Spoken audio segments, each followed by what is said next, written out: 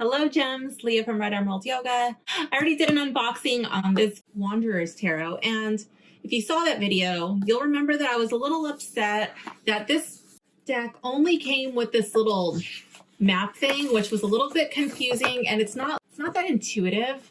Like, even though it's just so small, it was still like a little awkward for me to use. I didn't really like it, okay? I have done a couple of readings with this deck, and I did like it, the readings that I did, but I really wanted the guidebook. So the deck creator, Casey Zabala, did make a guidebook, which I had on pre-order. It just came in a few days ago. I haven't had a chance to review it, but I did take a little peek inside. So let's see. I'm going to get my checklist here. So I'm really not too sure what I'm going to be doing in this video, honestly. I was just going to do the guidebook, but I don't know. I might take another look at the deck. So I'm really not too sure. Let's take a look at this guidebook. It's really nice. It's got this, I guess it's kind of buttery. I don't know. It's like really, yeah, I guess it's buttery. And then this, the snakes are spot glossed, and so is the compass rose. Okay, so that does have a little bit of tactile enjoyment on there. Let's take a look in this book. Let's see. It almost seemed like this book was never going to come in. I had pre-ordered it so long ago. This is a book by Wiser Books.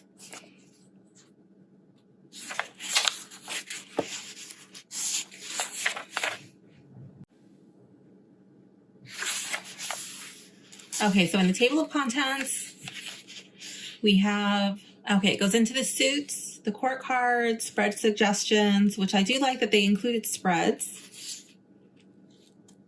You will notice that they have renamed all of the suits. So moons are like the cups, stones are like pentacles, feathers are like wands, and knives are like the swords.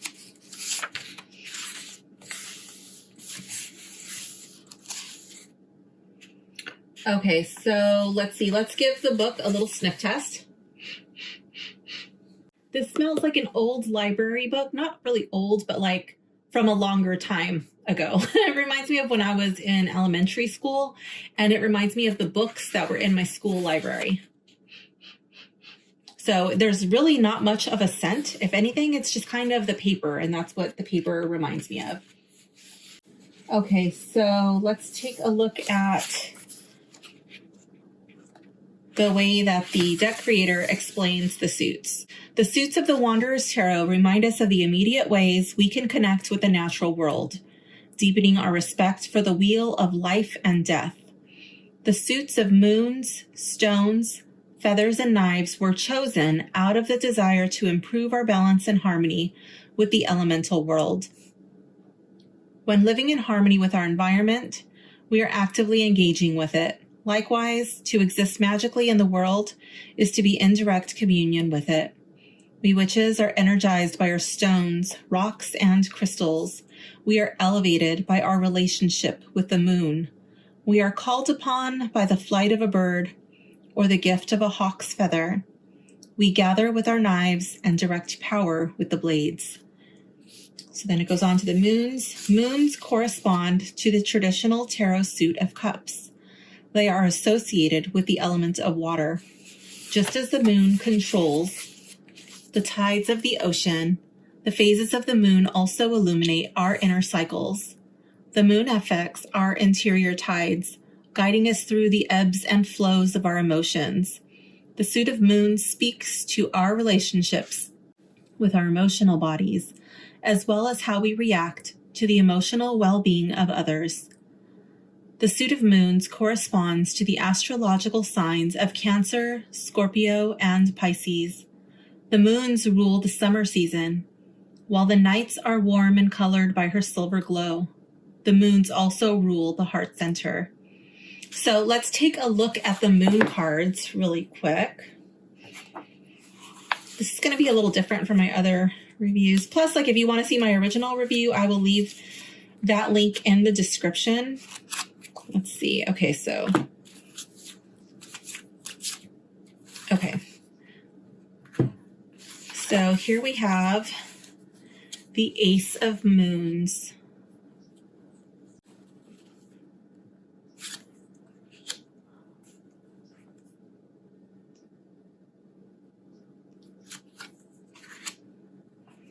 So these cards are a little pippish.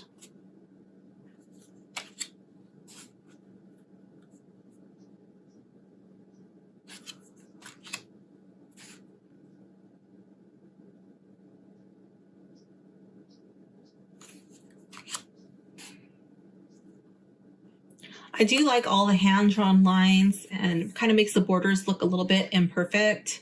I like that the moons are not perfect circles. I like the imperfections. I like even in the cards, like how these have like a very clear and defined line, and then you go to the next card, the line is a lot thinner. To me, it kind of looks like a hand-drawn drawing, like maybe sometimes the pencil is a little bit sharper than others. That might bother some people, but to me, it kind of made it look a little bit more hand-drawn, and I did like that. It kind of reminded me something that would have been taken straight out of a notebook or a sketchbook. So then we go here into the court cards. So instead of a page, you have the philosopher. Instead of a knight, you have the goddess. And instead of the queen, you have the prophet. And instead of king, you have wanderer. So whenever I do a reading with this, I always forget that. So I always write it down on a piece of paper and I just like have it sitting next to my reading table when I'm reading with this deck, just so I don't forget what it is when the court cards come up. Okay, so I'm going to put that there. We looked at those. Now let's check out the stones. It says stones correspond to the traditional suit of pentacles. Stones range from non-metallic to crystalline and are shaped by the movements and gestations of the earth itself.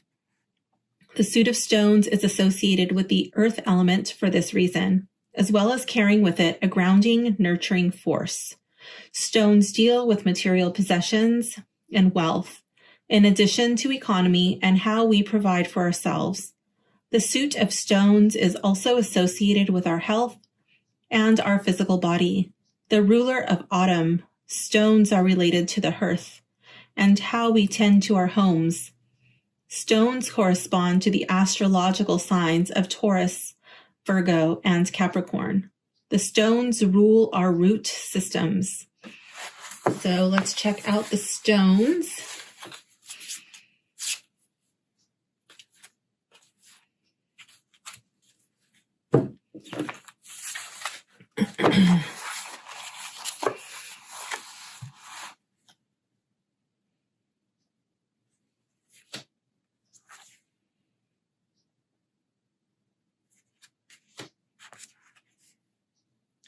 I would have to say my biggest complaint about this deck is just the fingerprints. I do like this deck, but it does get fingerprints. Like I literally just washed my hands before making this video. And I can see like, I still am putting some fingerprints on here, not too bad. But I can see fingerprints from the last time I handled this deck. So that's just always going to be an issue. I would have preferred a different finish. It didn't have to be so glossy. I would have preferred something in a more matte finish. Something that would not get as many fingerprints. And then I have to say that the suit names are a little bit confusing for me.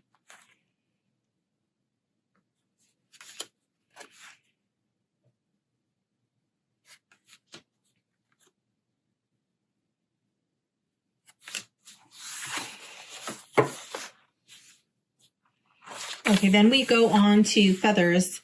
Feathers correspond to the traditional suit of wands. Finding feathers is widely accepted as a gift from the winged ones and as an auspicious sign that some important message is soon to be delivered. The suit of feathers corresponds to the fire element, specifically the fire that feeds our passions. Finding or collecting feathers is a reminder to stay tuned into our soul path and to feed the parts of us that hold our true desires. The feathers are a suit of action and creation, ruling the spring season. Feathers remind us to reawaken and stoke our internal flame.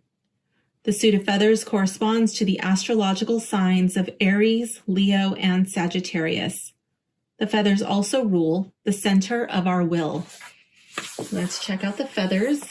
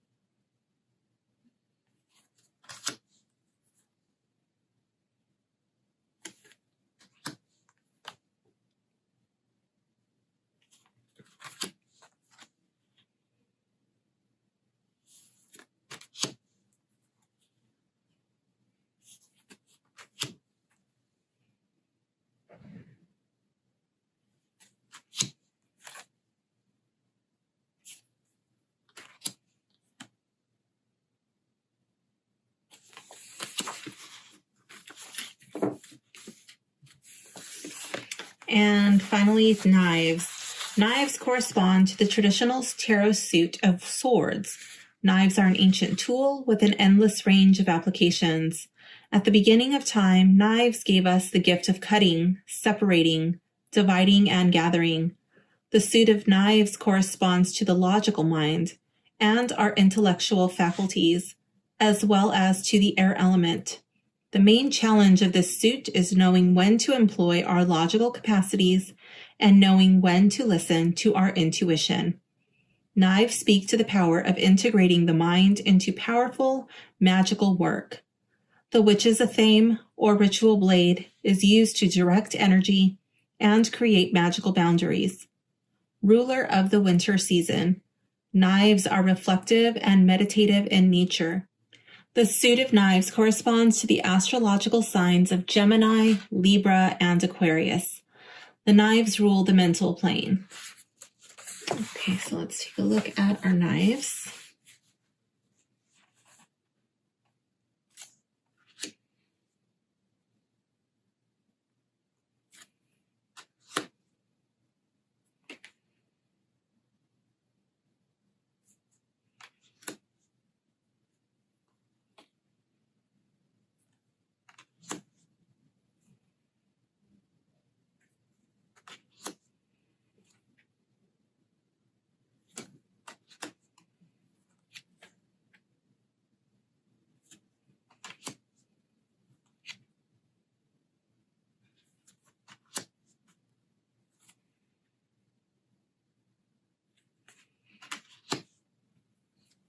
This is another deck that I had to put in order for this video. I can honestly say this suit of court cards was probably the most confusing for me in this deck. When I was getting used to it, I kind of made my own associations, but really have been waiting for this guidebook to come in.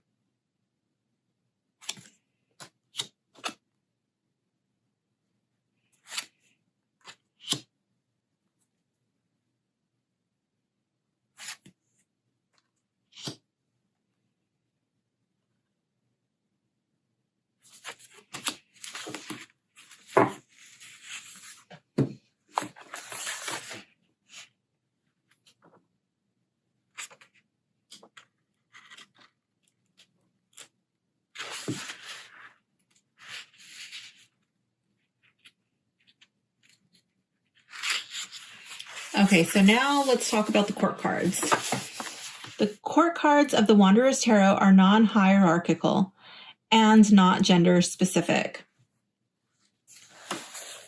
The titles of philosopher, goddess, prophet, and wanderer aim to speak to the different phases of experience that a witch may journey through, while also corresponding to the traditional archetypes of page, queen, king, and knight.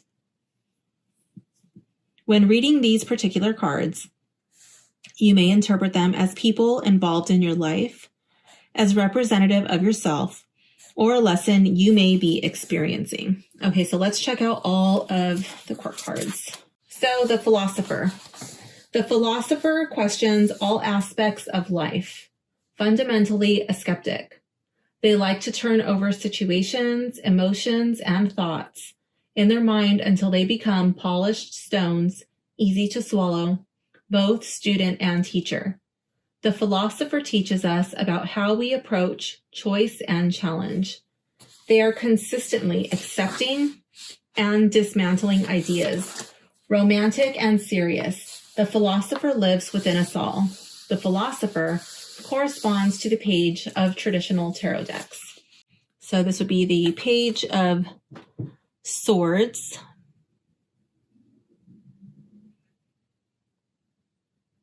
Here we have the Philosopher of Knives.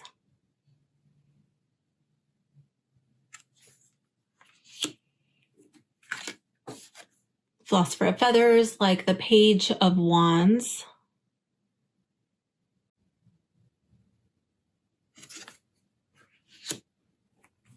Philosopher of Stones, like the Page of Pentacles.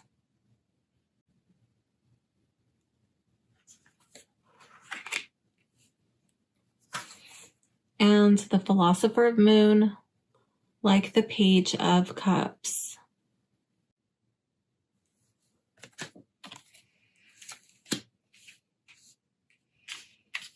Okay, and then we go into the Goddess. The Goddess is an embodied character. They are strong and nurturing. Knowing their positionality in the world, they emanate power, a symbol of flowering femininity. The Goddess likens to the mother archetype and has a compassionate aura. She teaches us how to feel like we are deserving, autonomous beings who have the power to create and change our realities. The Goddess corresponds to the Queen. Did I skip one? Yeah. Okay, so the Goddess is like the Queen. So that's the order that they go in. They go page, goddess, which is then the Queen. Okay, so philosopher to goddess, but the Goddess is the Queen. All right, so this would be like the Queen of Swords.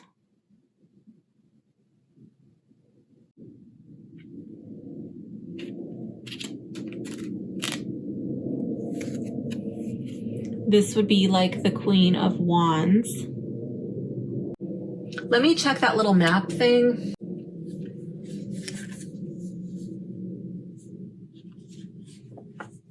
Yeah, so when I was first looking at this, I thought it was philosopher, goddess, prophet, wanderer. So I thought it was page, knight, queen, and king. And it was really confusing to me because it's been a while since I've used this deck in reading, actually, but I just didn't feel like that really made sense. And now that makes sense why I kept wanting to swap them.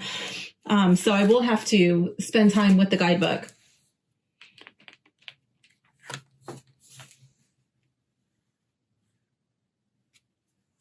Okay, so yeah, that's like the Queen of Wands. And then this would be like the Queen of Pentacles.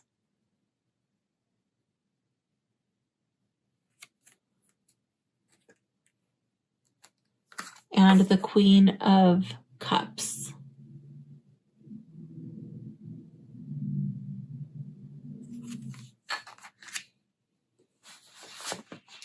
Then we move on to the prophet. The prophet is the esteemed position of soothsayer. They have prophetic tools and carry knowledge of how the future will unfold. With the heart of a seeker and the mind of a seer, the prophet acts with intention and compassion. Because they are in such a powerful position, the prophet's goal is to share their abundance with others, whether this be through advice or revelation.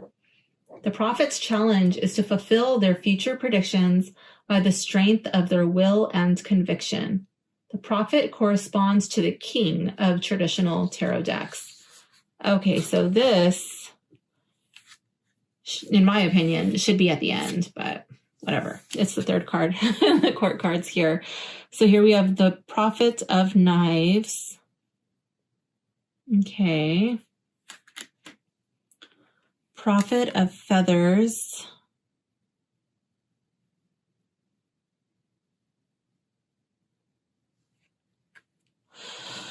Prophet of stones. And the prophet of moons. I'm going to try to make these all make sense to me in a minute. See if I can come up with some sort of association that makes sense. Okay, the wanderer is ready to take on the world, whatever it may throw their direction, a buoyant and stimulated traveler. The wanderer feels most at home when they are in the process of getting lost. Their journey is fueled by their inward desire to know thyself, as they have been the philosopher, goddess, and prophet. But the prophet is like the king, and the wanderer is the knight, but the knight has already been the king. This just is really confusing to me in the setup of the court cards. It's still confusing. I was hoping the guidebook would make it make more sense. Let's keep reading. And are ready to ascend to another level of understanding of their own being. The wanderer is willing and ready to take on the cosmos, accepting all risk and reward that may come their way. The wanderer corresponds to the knight of traditional tarot decks. Okay, so let's lay these out and see if I can make this make sense for myself. I will start with the knives. Okay, so we start out with the philosopher. And then the wanderer is the knight. The goddess is the queen, and the prophet is the king. Okay. I don't know. These court cards are pretty confusing. This one I can see, okay, maybe. I see like abundance. Wait, this is knives though, not. Let's read what the book says. Let's go to the court cards. I don't know. Please leave a comment if you have this deck and if you work with it regularly. Let me know how you made an association with your court cards. Do you read them? Because I know this book just came out. So do you read them like the way that this book is suggesting? Or do you read them in the order that, where is it, on this little map thingy? Like, do you read it as page, knight, queen, king? How do you use it? What makes sense to you? Okay, so philosopher, let's check it out. Oh, we're on feathers, so that wouldn't make sense anyways. Let's go back to knives. Okay, here we go. All right. Philosopher of knives. With arms and legs made of pocket knives, the philosopher of knives is eager to exercise their knowledge in any way possible, at any given moment. The philosopher represents a student or someone in the process of learning a great deal. They are excited and ready to engage, with one foot in the fields and one foot in the stream. They are exploring a wide range of territory and discovering where they feel most intellectually at home. Okay, I could see that. I like the clouds in the background. In the reversed, it would be incapable of making a decisive claim or choosing a single pathway. The philosopher of knives is trapped in the realm of possibility. Having learned a great deal, the task of integration is at hand. Now is the time to practically apply learned knowledge. The challenge of the reverse philosopher of knives is to commit to an ideal. Okay, so I could feel like this is just like dipping your toes in, testing the waters, and learning to apply what you have learned. Not fully committed. I see one hand out, but the other hand like, oh, holding back. Like, I don't really know if I want to dive in with both hands. Okay, I could see that. And then we have the goddess. Oh, it goes in that order. That is so confusing. Which is like the queen. Why does it do that? I do not like the order. I don't like the order, the organization of the suits. I will say that. Okay, so let's go to the wanderer, which is the knight. Wanderer of knives speaks to an intellectual seeker, someone who collects ideas and weighs them skeptically, while allowing themselves to indulge in utopian fantasies and idealized outcomes. The wanderer works with courage to integrate mind and spirit. Okay. So that their mental activities are heartfelt and compassionate. If the Wanderer of Knives appears in a reading, it is wise to evaluate your relationship to learning. Maybe it is time to take an intellectual leap of faith or go on an educational adventure. Reversed suggests you have lost a sense of true knowledge. Maybe you continue to circle around ideas without getting to the heart. Or you are an intellectual butterfly, but never fully finishing a task. Now you are being challenged to go deeper into your work and understanding, to fully commit with your heart as your guide. Okay. Let's check out the Goddess,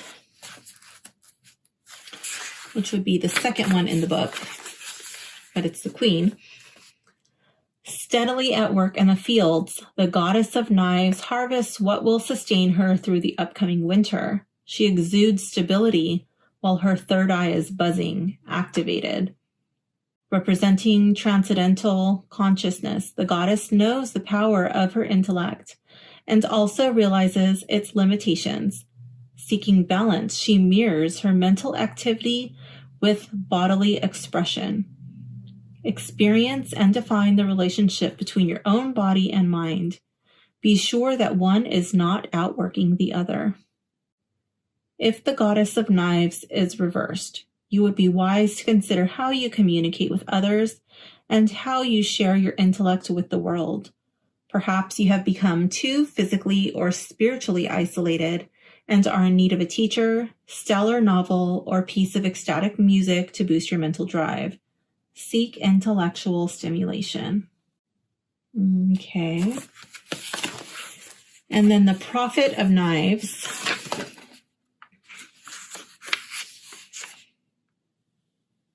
Standing spread eagle. This was the suit that confused me the most. I think I said that already. I'm not too sure. Standing spread eagle, the Prophet of Knives creates a physical temple of themselves, complete with offerings of gratitude, with their keen and critical nature. The prophet works diligently and with the discernment of a judge. They retain an innate knowing of how to clarify, communicate, and edit their world in order to make clear their case. The prophet signals a time to rework an old mental pathway or try a new methodology on an old set of problems. New thought patterns are on the horizon. In the reverse position, the Prophet of Knives takes on the role of a stern disciplinarian. They are cold and unbending, which can be poisonous for innovation. Allow yourself more mental freedom. Explore rather than investigate. Do not forget to act with humility, and remember you don't know everything. Okay, so the king and queen have the third eye.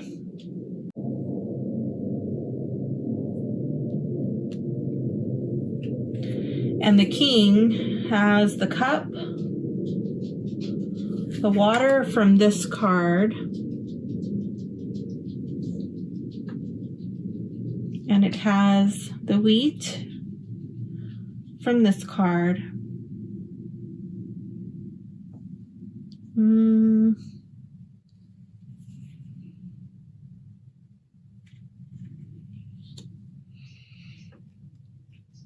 I'm just going to have to probably just remember the order.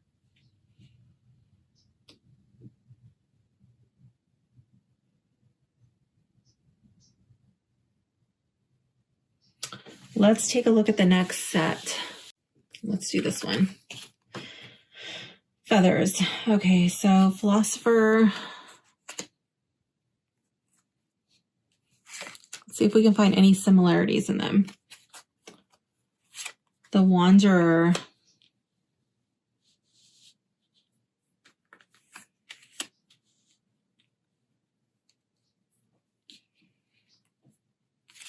The prophet. And the goddess.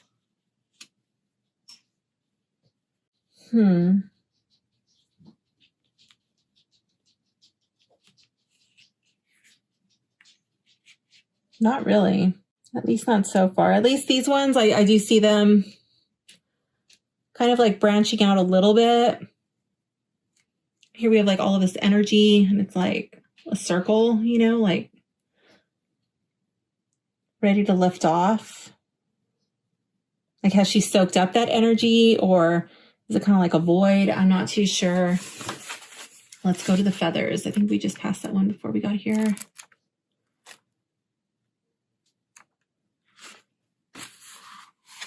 Oh, it's hovering. With one foot hovering over the ledge and the other floating over the rabbit's hole. Oh, it's a rabbit's hole.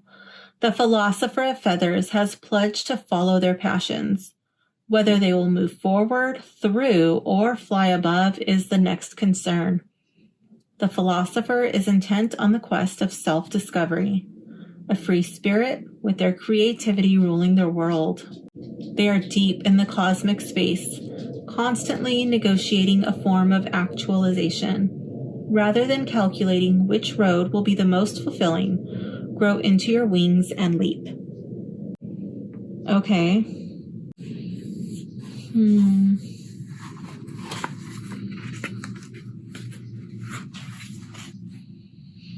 I really don't get Knight of Wands vibes here. I think that I keep forgetting which order. Like I said, I always have to have them in front of me because they just did not make sense to me, like, naturally. So I thought the goddess, yeah, so this one I did think was the knight. That is the queen. Let's see what the goddess says for the queen. But I can see that as the queen. I mean, I see the Queen of Wands, like, flashy and basking in attention. With wings outstretched, the goddess of feathers is effused in a flurry of down. Her wings are molting, constantly accommodating new growth. She is motivated by her passions and is fed by her creative outlook on life. Because of this, her actions are truly authentic, and she radiates joy for life. In a position of compassion and privilege, the goddess is able to help others find confidence and success along their path. So before I got the guidebook, I was really drawn to the feet, which they don't even talk about in the book. Like, so when it was in reverse, you know, with the legs being in this position, I felt like it wasn't going to go anywhere.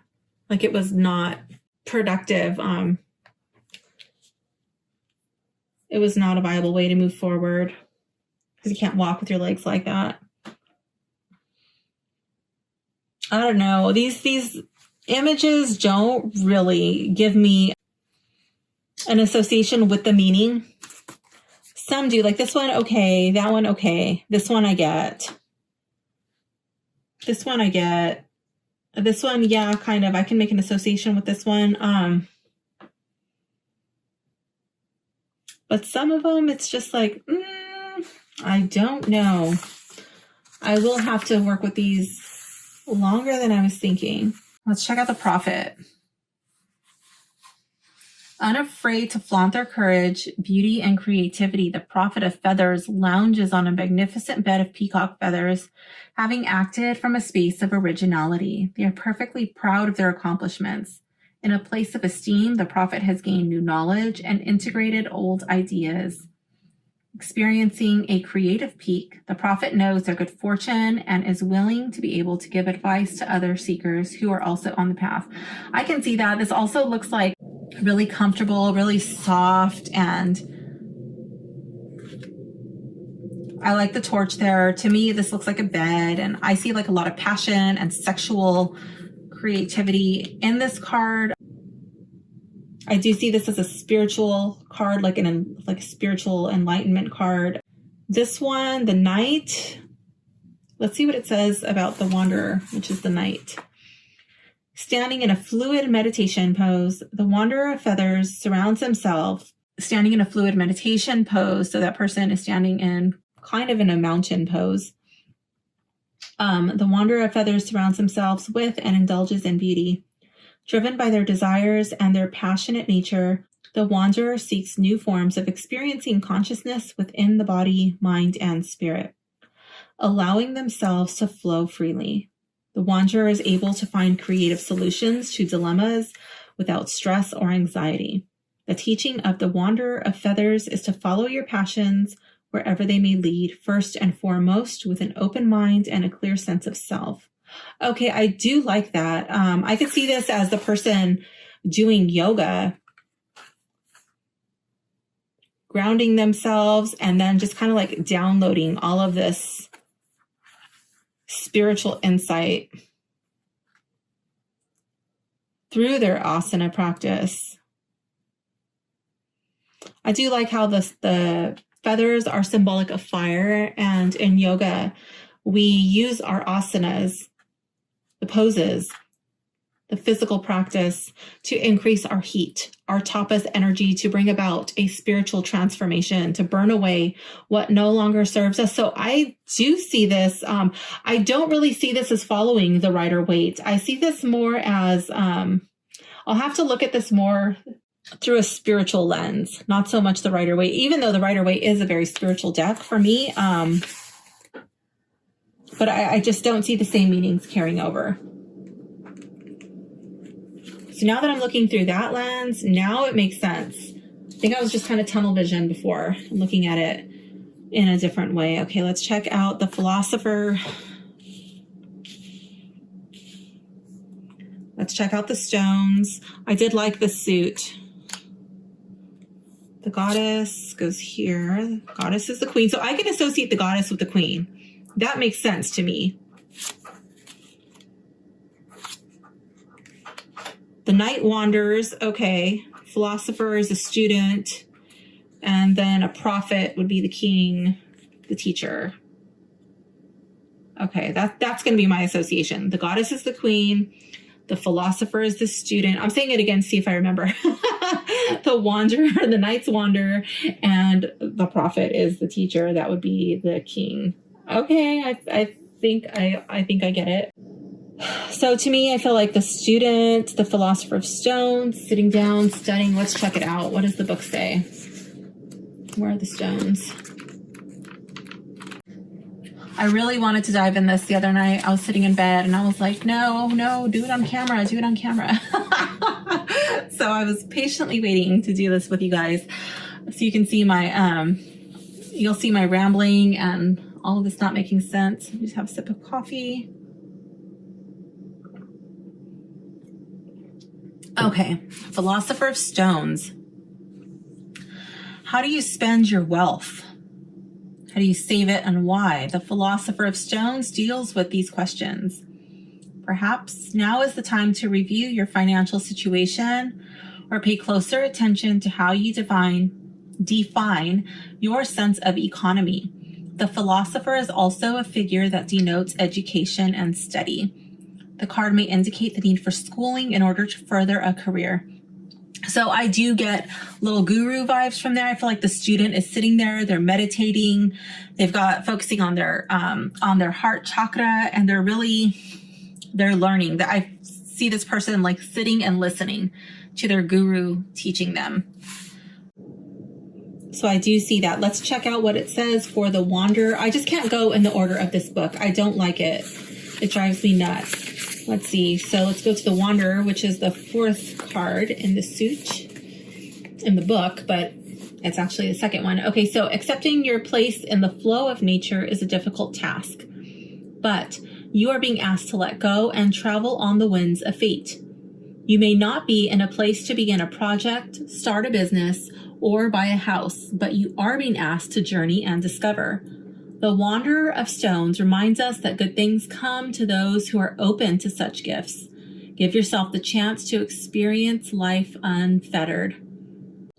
So I don't get Rider-Waite vibes from this card here. Let go and travel the winds of fate.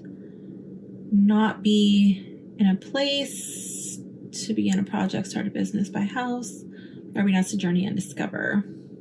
Good things come to those who are open to such gifts. Yeah, I feel like this could be like manifesting. I feel like this could be receiving gifts in unexpected places.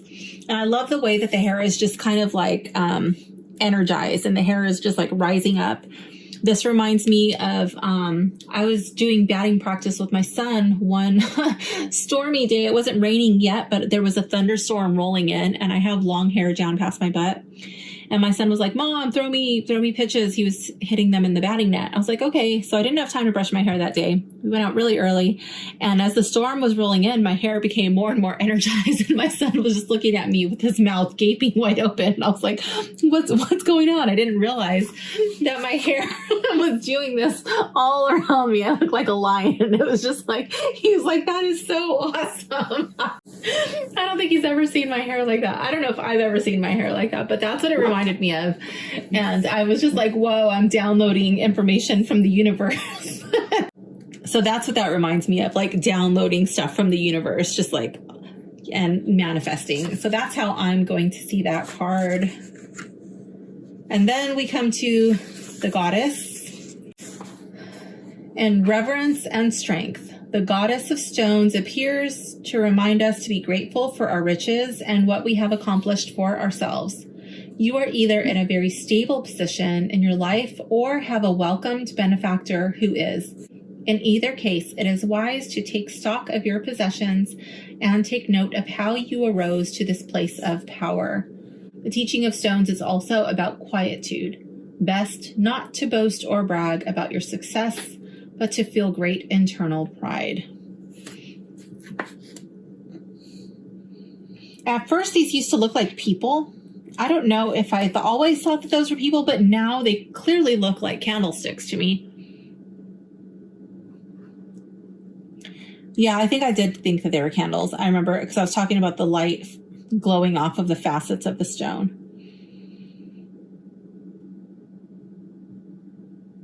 Okay.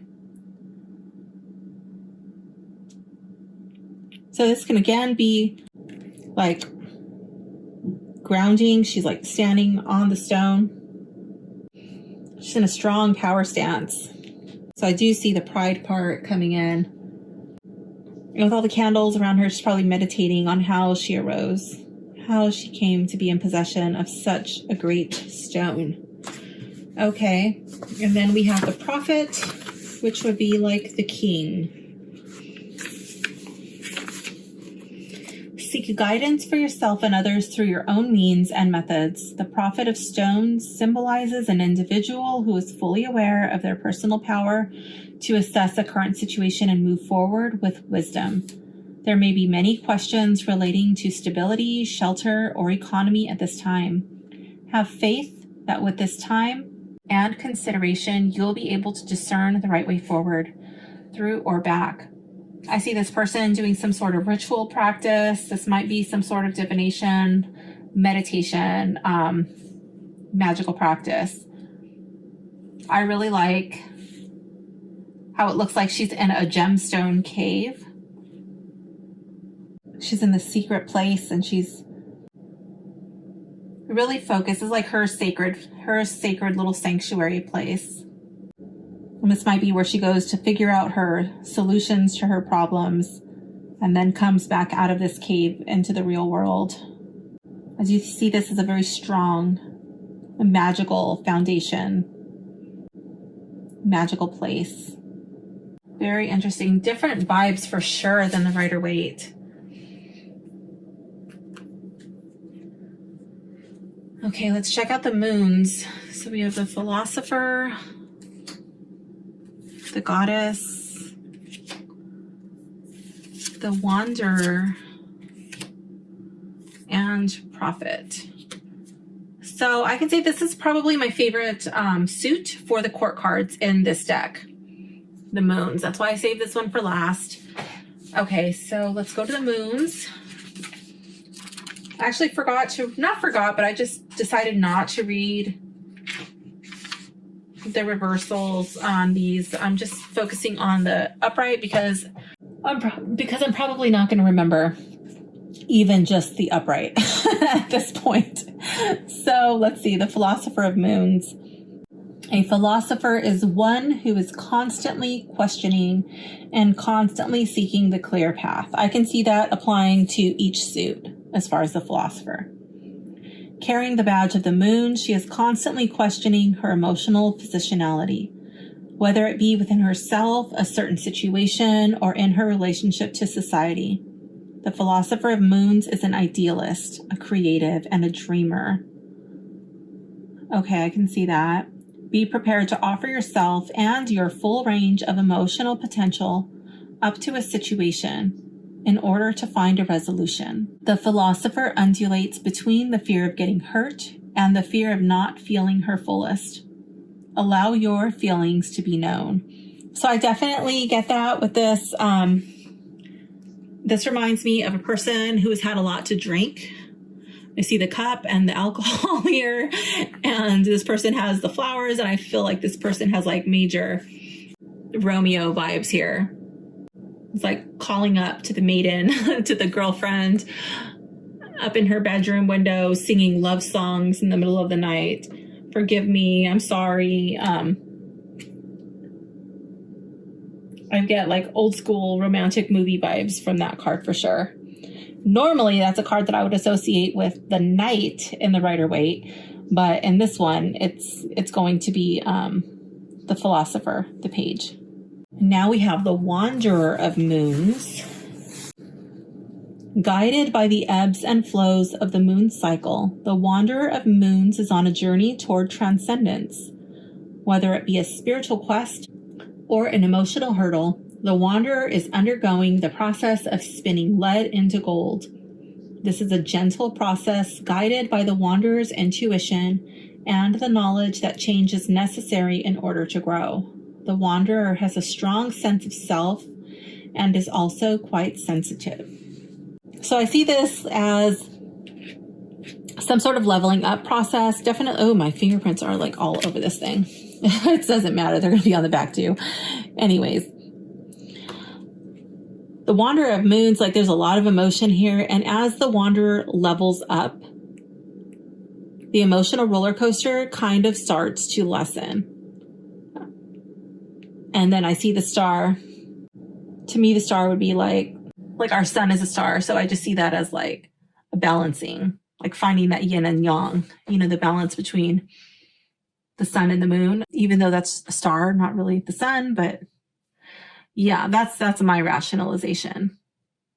And then I like how her hands are here, and to me, the hands remind me of dowsing rods. So she's holding her hands at her sides and like she's letting it lead her.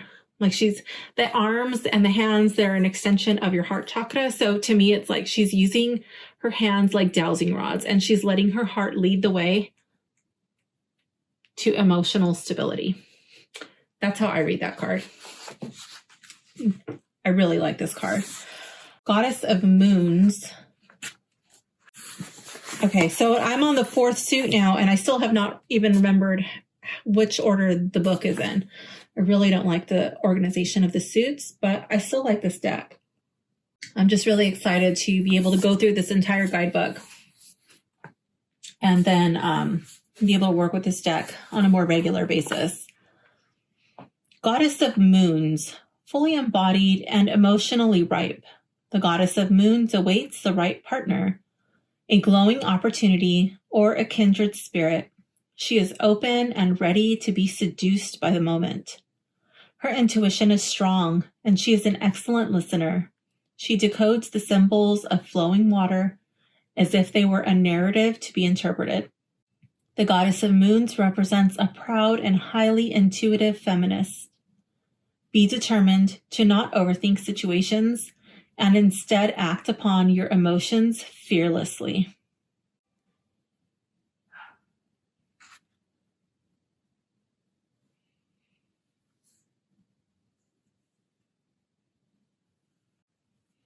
So I like the water. I like how she has one hand on the rock, one hand on her cup. I feel like she is compassionate. She's also very grounded at the same time. I do feel like she's intuitive. And I also like how, like you can't really tell, like, is she underwater? You know what I mean? Or is that a cliff and that's the waterfall coming down? I don't know. I guess it depends on the situation, how that card would appear to me in a reading. Let's go to the Prophet of Moons. From having to do all of the back and forth in this book, I'm really starting to wear it in. I'm getting like a massive crease right here. So this is going to be a book that's going to become well loved for sure. This will not be a book that stays in pristine order because it's so confusing. I have to keep going back and forth, and but once I finally get it, I'll be excited. Okay, Prophet of Moons. The Prophet of Moons carries with her an awareness of her own future. She understands the laws and cause and effect, and can see how events could play out on the horizon. Open to these possibilities, she is stable and receptive. The garden flourishes around her and symbolizes a time blossoming with opportunity. While the prophet receives insights, she gives back gratitude for her assumed position of clarity. This is what keeps her balanced. The Prophet of Moons has a giving, nurturing spirit. Practice this. So I love her body language here. And instead of having her arms here like the dowsing rods, you know, like she's not like, hey, love me. I love you, love me back. Instead of holding the cup here, now she's holding the moons. I feel like she's fully tapped into her intuition. She's still grounded. And I feel like she's meditating with the moon. I still see like a bunch of water, you know, really tapped into her intuition, but everything is blossoming around her. See a lot of growth here.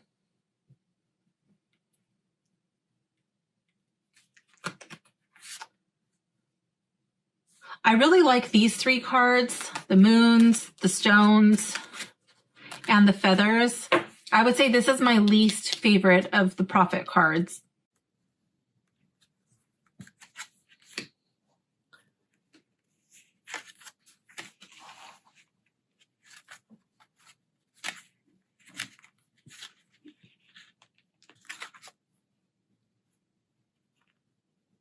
My least favorite of the goddess cards would have to be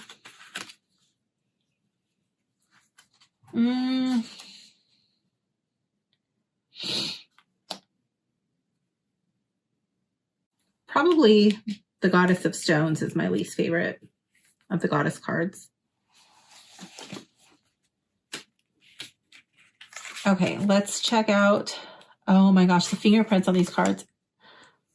It's kind of insane how many they get. My least favorite for the Wanderer will have to be the knives. That's my least favorite. And my least favorite in the moons would be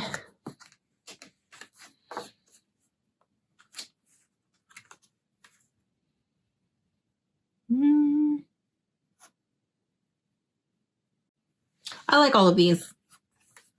I don't think I have a least favorite. And the reason why I have a least favorite in these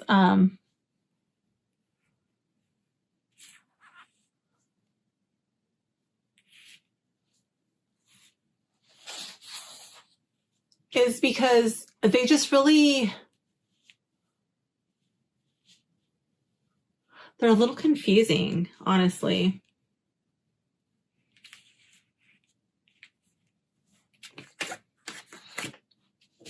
Okay, so now we've gone over the suits, which the court cards. We've gone over the court cards, which is something that I could not wait to go over. So now let's see. One thing I want to point out is that this is like the artist's interpretation of the tarot, and I'm sure it makes a lot of sense to the artist as far as like these court cards, and I'm not knocking that. It's just some of them I just don't see much of an association like between the meaning of the card and the image. So I'm just going to have to spend a little bit more time with some of these cards than others. The Pippish card's fine, not a big deal. I think my favorite card in this deck was the Death card, which is really cute. I'll just go ahead and show you that really quickly. For the most part, I really like these. I think that was my favorite card. He's so cute. for the most part, I really like these major arcana cards. And if the entire deck was done kind of like this, oh my goodness. Wow. If the artist ever did a reprint of this deck with a non-glossy cardstock, I would probably, I don't know for sure, but I would probably buy that. And I would just have 2 of this deck. I might trade this one for that if that was an option. But I would definitely prefer to have a non-glossy cardstock. Okay, so let's check out the tarot spreads. Let's see, spread suggestions, page 11. Okay, let's see. So we have a compass spread.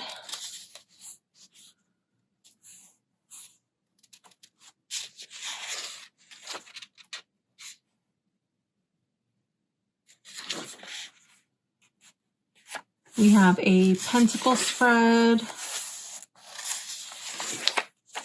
a blessing spread,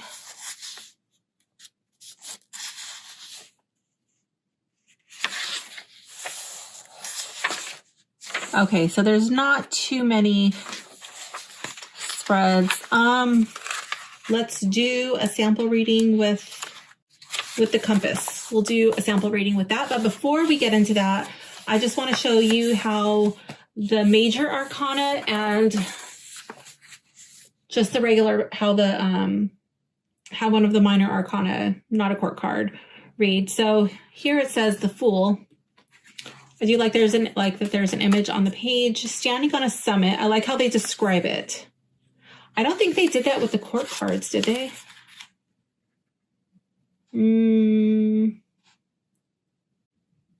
No, they didn't do that with the court cards, which is a little disappointing because I would have liked to know what the artist's inspiration for the image was, but it's fine. Standing on a summit, surveying the mountains and calculating the distance to the horizon, the Fool steps toward a beginning. They are without many possessions, leaving their burdens behind. Only their wild nature, in the form of a dancing dog, is their companion on the journey ahead. The destination is unknown, but then again, isn't it always? The Fool of the Tarot is the numberless arcana, or 0, because it is the beginning of the journey. The 0 is a symbol for the cosmic egg, representative of an embryo waiting for fertilization. The Fool speaks to an abundance of potential energy. There are things to see and to experience. The Fool asks the seeker to invite the unknown into their life, in order for opportunities to arise organically. And in the reverse, the Fool begins their journey without a plan and with no concern for consequence. Perhaps more calculation is needed before you make your next step forward. Okay, so that is how a major arcana card reads. Let's go to a pip card. Let's do the 7 of Knives.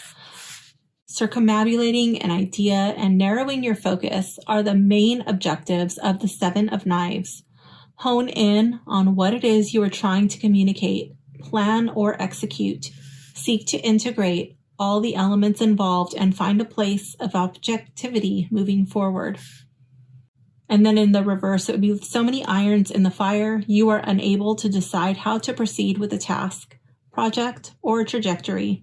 Be wary of becoming so distracted by the task at hand that you lose your sense of self-care. So you'll notice that this is a little bit different from the Rider-Waite meaning, where some of them have a similar meaning. So like this one, the eye in the center of the 8 of Knives represents our critical nature. You are being asked to bring care and attention to your actions. You are enwarped in your own judgments and the judgments of others, and this may be constricting your process. To alleviate this anxiety, pay attention to this card's reversal teaching, which would be you are in a position of higher attunement and learning. By finding a place of objectivity through meditation, you are able to understand the situation in a different light. Practicing mindfulness will continue to be beneficial for you along the path. Kind of similar. But I do feel like this has a similar vibe with the 8 of Swords from the Rider-Waite. where the woman is surrounded by the swords. And it's like she's keeping herself trapped kind of in her own pity party, judging herself, thinking other people are judging her, where all along, you know, she really has the tools to set herself free. I kind of get a similar vibe from this, but this one I do not associate with the Rider-Waite meaning of the Seven of Knives. So I just wanted to show that it is really helpful to have the guidebook. Okay, so I closed it. Let's do our sample reading. We're going to be doing the compass spread. So I'm going to pause the video while I shuffle these cards again. It'll probably take me a few minutes to shuffle. I'm getting a sample reading. So this is going to be the compass spread. So this spread is great to use as a general check-in or when you are seeking new direction in your life. Okay.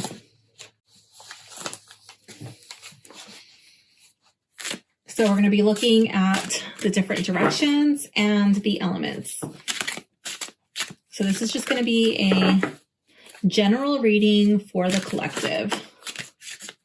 Those just fell. These heart cards are just a little big. Okay, so let's see. Oh, like just big. I have normal size hands, maybe on the small side, and these cards are on the big side. So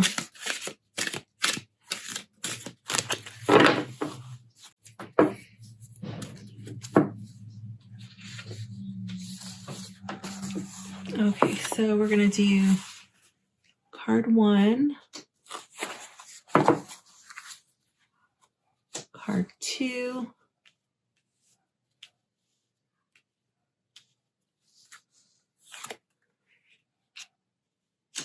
card 3. It's on camera. I'm gonna do this a little bit at an angle so we can get them all in there.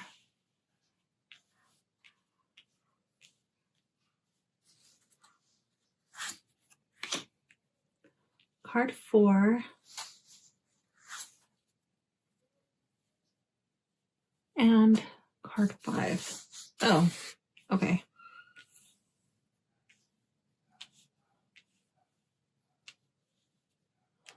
Okay. I don't know why, but I always get confused when I'm trying to do a spread and I'm looking at it through my phone. It's like looking at it through another dimension. I'm like, so funny. Okay, let's see. Card 1, Center, Spirit. The central card represents your aura at this moment in time. It details how you are feeling, what has been influencing you, and how your energy is being perceived by others. This card will give us a snapshot of our spirit. The center card represents the 5th element, ether. This is numinous energy that holds the web of life and balance. Here we have the star. Okay. I see this as a very healing and cleansing type of energy. I feel like this is a card that is like kind of bringing us into alignment with our greater good. Let's see what the book has to say about card 17, Star. The star goddess sits peacefully at the edge of a small pool. While she receives grace and nourishment from the soft starlight, she replenishes both earth and water with consciousness. The 7 stars adorning her hair represent her twinkling chakra system, illuminated through her deep meditative work. The star offers a period of calm integration after a presumed period of unrest or upheaval.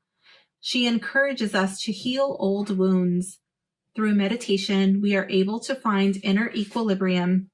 This is the star's teaching. She promises us reconciliation and peace by reminding us to stay hopeful. She can guide us through our inner planes to a place of true bliss, where we find our personal North Star that directs us on our path. Inherent in this process of renewal and rebirth is the need to give back. The star encourages us to find our place in the cosmic cycle, the cycle of giving and receiving. So I really like that card coming up in that position. I think that's awesome. Card 2 to the east is air. As the sun rises in the east, this position signifies a beginning, Associated with air, it is also the position of mental activity. How have you been exercising your intellect? Have you been communicating your visions and sharing your voice with others? What thoughts have been cycling through your mind most voraciously? These are the questions solicited by this card. Let's see what comes up here. Here we have the 10 of Swords. I see this as an ending, but not just an ending. I see this as like overkill. This is a card that I was associating it with the Rider-Waite meaning of the 10 of Swords, but let's go and see what the guidebook has to say about this card. Signaling the conclusion of a period of immense mental activity. The 10 of Knives is a card of completion, framed by wild roses and lilies. This card suggests a flowering of being. Relish in your accomplishments. Having discovered a sense of balance, you are now able to engage in both receptive and mental activity. You may rest here and reflect on your success before continuing on with your work.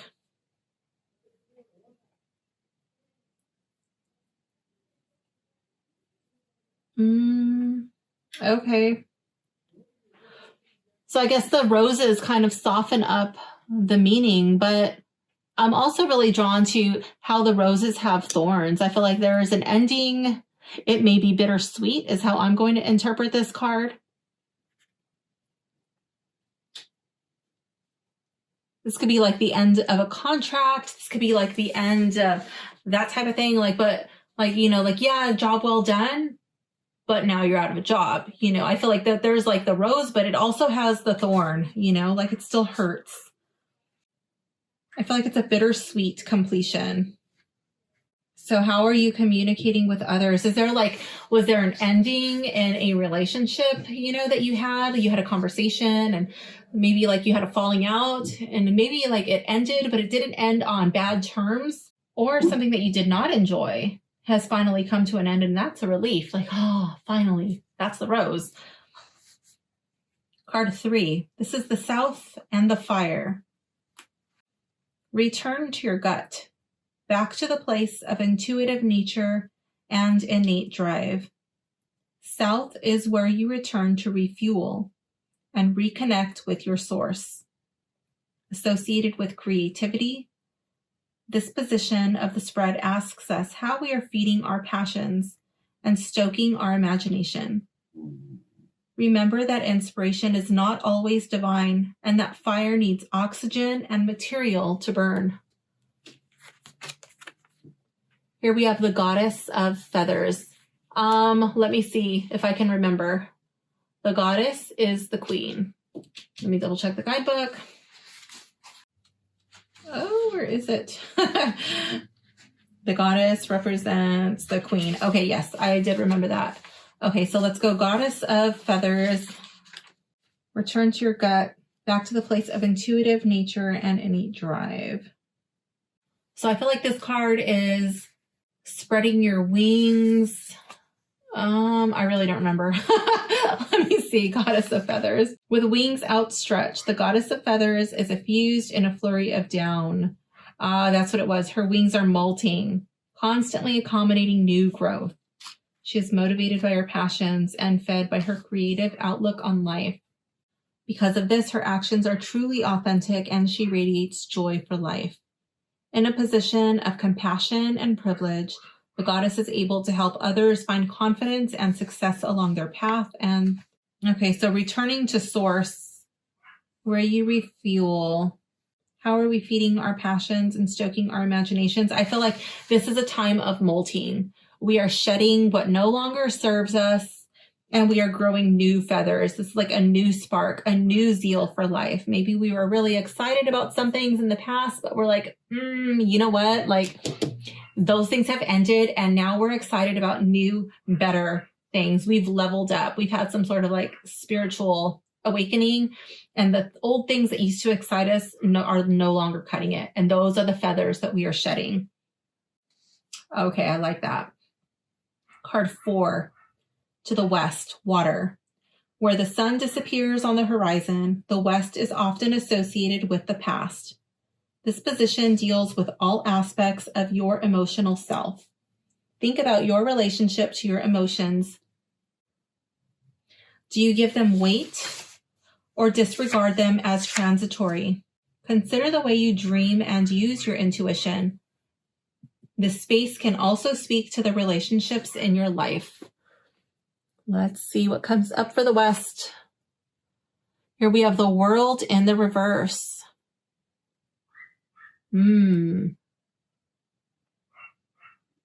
Oh my goodness, that is a yappy little dog. Okay. Think about your relationship to your emotions. You give them weight or disregard them as transitory. Consider the way you dream and use your intuition. This space can also speak to the relationships in your life. I think that this has a lot to do with this card here and the healing. I feel like we're in the process of healing and we are shedding, we're molting our feathers, but we're not quite ready to move on from this ending. That rose part is still really sweet. Like, oh, I know this is over, but I just don't want it to end. I don't know if I can let go. There's something about it that we keep holding on to. Let's go and see what it says in the book for the world. She dances on the stars and skates through the nebulas of our galaxies. She is united, whole and pure consciousness. Protected by her guardians, she performs magical acts in harmony with divine flow. And in the reverse, it says, if the world appears reversed, you have lost sight of your place in the larger cosmic narrative. Time to explore your karmic history to gain knowledge about how to successfully move forward and find your personal path. It may also signify a feeling of emptiness post-completion of a major project. And that's what I feel is coming up here. It's like that rose part. You're like, I don't want it to be over. Even though I know it has to end, I just don't want it to. I just want to dwell here. I'm also really drawn to where it says, she performs magical acts in harmony with divine flow. She's united, whole and pure consciousness. I feel like even though there was a leveling up that was happening, there is healing happening. I feel like still there's some part where you're like, I just don't want to let go. I can't let go of this thing. And that thing is keeping you from feeling whole and pure. That's what's keeping you divided. That's what's keeping you from this sense of being unified. This unification from happening cannot happen while you're still holding on to this thing that needs to be let go of. It needs to be released. Even though you've molted, you're shaking the feathers, you're like, no, I still want to sleep with this thing. I'm going to shove it in my freaking pillows and I'm going to have this down pillow that I'm going to still go to sleep with at night. I can't get rid of these feathers. But this card is saying you know what? You're here at the World's card. It's time to move through. You've got to skate through that nebula. It's okay. You're going to be fine. I feel like two of these eyes are lit up. It's like you're keeping the other two closed. Oh, I don't want to light them up. I'm scared. And this card is saying, it's okay. It's okay. You're going to be fine. It's okay to skate through the nebula. The final card, North, is Earth. The northern position speaks to the places and situations where we feel most at home. Also associated with our bodies, this space can deal with how we are balancing health and well-being. What is your connection to Mother Earth? Bringing up notions of how we create sacred space.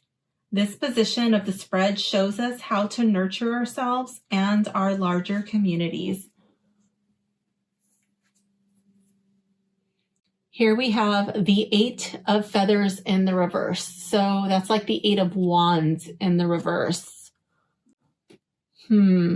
So if this was the Rider-Waite, which I normally kind of get that feeling with the feathers swirling, I feel like it's a lot of motion, a lot of movement. I kind of get the feeling it's a vortex, right?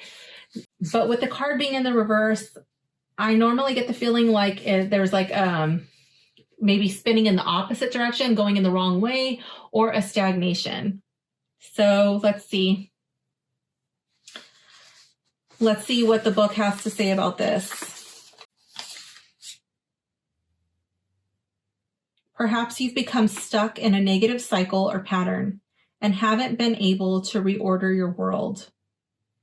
Take apart the elements of the cycles so that they no longer work in concert. Be clear about your intention to change.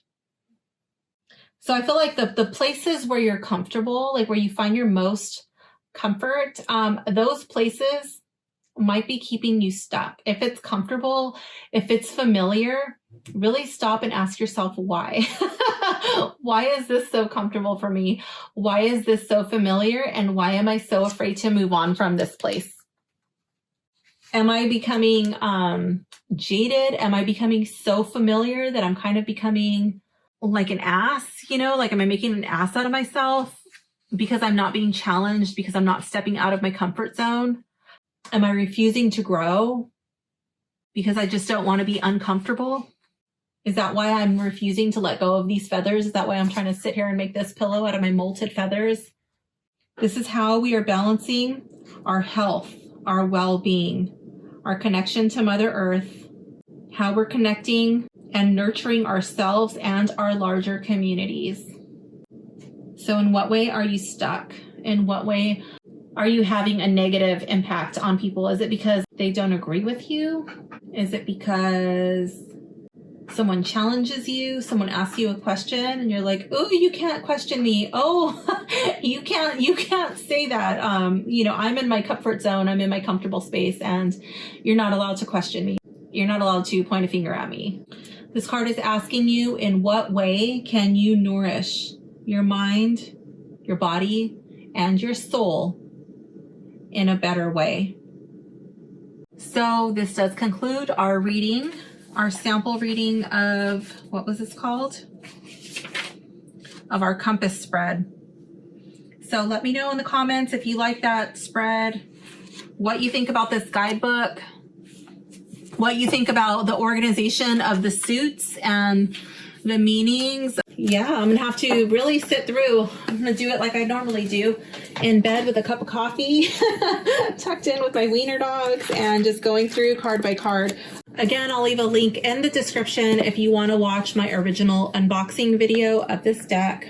I hope you enjoyed it, and if you have this deck and you were confused about it, I definitely suggest purchasing the guidebook, because it is already starting to make sense for me on things that I was a little confused about, or things that I had no freaking idea. I wasn't confused. I was just completely lost. The guidebook is like the deck, though. It will get fingerprints on it. You can tell. And like I said, I had just washed my hands before I did this video.